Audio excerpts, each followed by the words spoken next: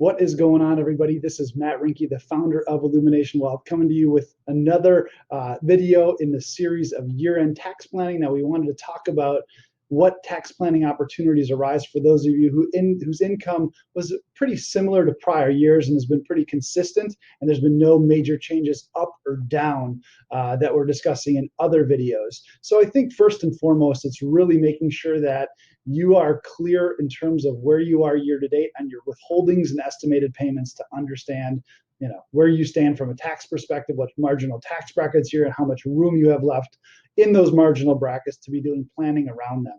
So things that you might want to be doing depending upon your tax brackets. If you're in a lower tax bracket, not in the highest brackets, you might want to be doing some tax diversification with your retirement plan contributions. You might want some to go in pre-tax, some to go in Roth.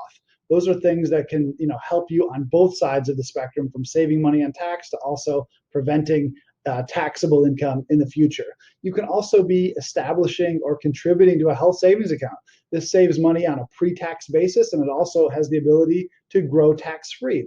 Other people, if your income is high, we have seen our investors in real estate do cost segregation studies when they're in high tax brackets that allow them to recoup their down payments made on those investments through the major depreciation write-offs that they're able to get through the cost segregation study.